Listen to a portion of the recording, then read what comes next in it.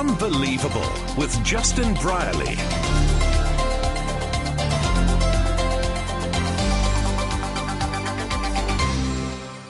Well, welcome along to the programme. Really interesting programme for you today as we address a very large question, a very interesting question. Did Jesus exist?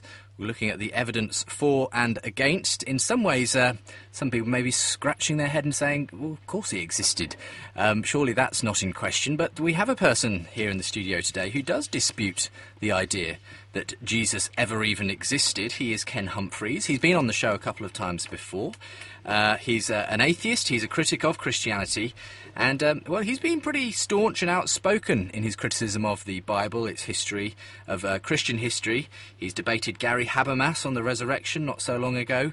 So it should be a pretty interesting tussle as he meets, coming on the phone from the States, J.P. Holding. JP is a Christian apologist, and his Tectonics Apologetics Ministry describes itself as the hardest-hitting apologetics ministry on the web, answering Bible difficulties and contradictions. And, well, if you go to tectonics.org, tectonics there spelt with a K, tectonics.org, you'll find a wealth of articles, information and research that JP has put together in regards to the historical reliability of the Bible and the resurrection and many other themes besides. So welcome, gentlemen, both to the programme.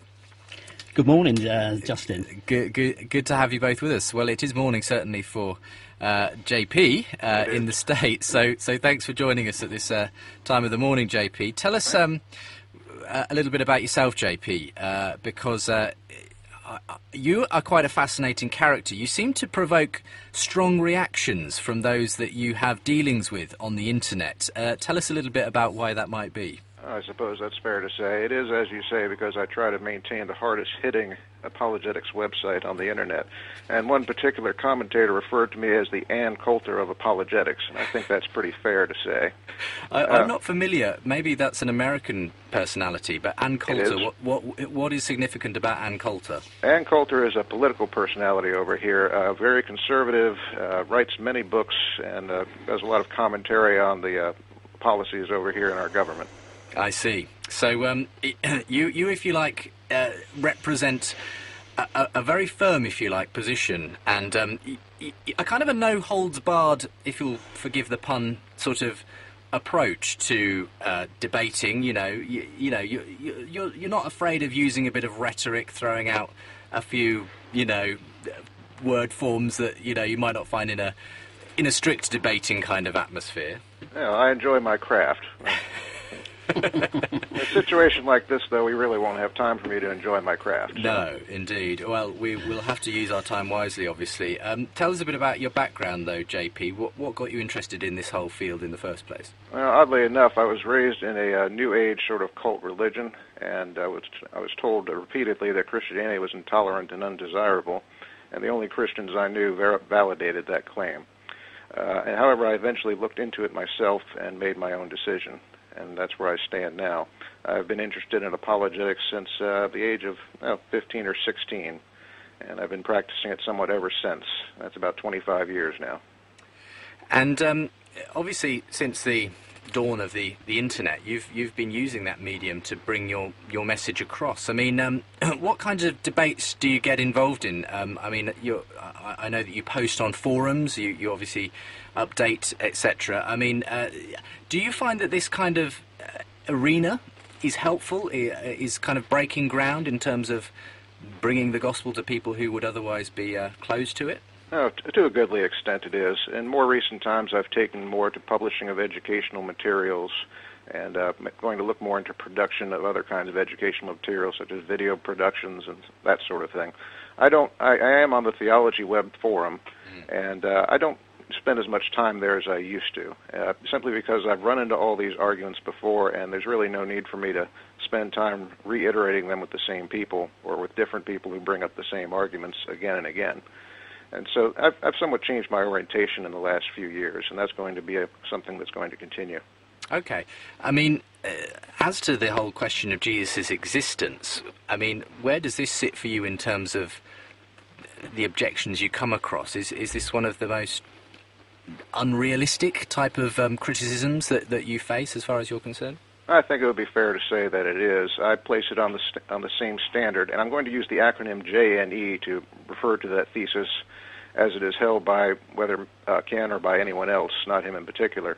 And I place it roughly on the same level as those who say that Shakespeare didn't write his plays or that the World Trade Center disaster was an engineered disturbance.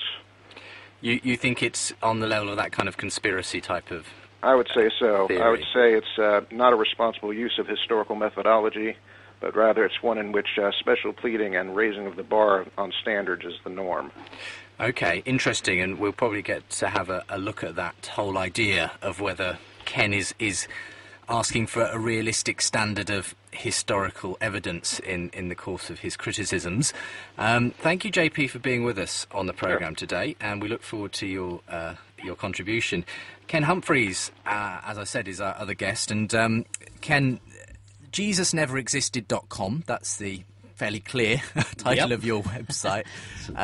You published a book to the same name, and Indeed. you have all manner of articles and features on that website. Yes, it's an ongoing project, that's for sure. Yeah. Tell us a bit of your background then. Did you come out of a religious upbringing and turn to atheism? I can share that much with you. I mean, I grew up in a tough working class neighbourhood in which religion really didn't have much of a role to play. Notionally, my mother was Church of England, but that really didn't have any implications. My father was an agnostic, and so I grew up with very little obligations towards religion and failed to be convinced by it when I became aware of it. What did happen, of course, it, from a historical point of view, it did capture my interest. You know, the fact that there were organised religions in the world and they made various claims did fascinate me, and it's been a lifelong interest. Now, most of my life, of course, I haven't been able to pursue that in any great detail, but I certainly have in the last 10, 12 years, and I've made a particular study of the Christian religion. I mean, it does make pretty bold claims, more so than any conventional history, and therefore one does have a certain approach to it that perhaps what you wouldn't apply to Shakespeare or the demolition of the Twin Towers in New York. If it makes such claims that God interfered in the human history, then one really needs convincing evidence that that's so, and not simply possibly it might have happened.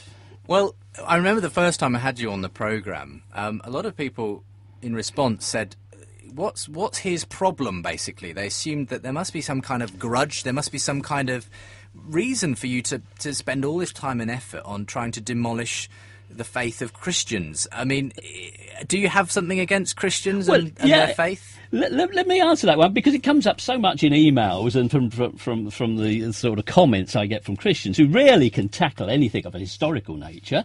They do make that sort of personal a slight, that suggesting that I've been hurt or damaged in my life by Christians. Now, I've just explained, I grew up without any particular acquaintance with Christians as such. I certainly wasn't hurt by any. I wasn't molested by priests. I had no particular issue with them, but the nature of religion, as someone drawn as a child towards understanding history, and particularly ancient history, religion as a topic engaged my interest. It is fascinating. So set aside the fact whether Jesus existed or not, and I think we can establish quite clearly he didn't. You know, the evolution of that religion through its various ages and its engagement with mankind is fascinating. Everything's there. I love the popes. What a wonderful study they are. You know, there is so much to engage one's interest. You don't need a psychological explanation as if it's some sort of deviant behaviour pattern. It's a pity more Christians don't study their own history.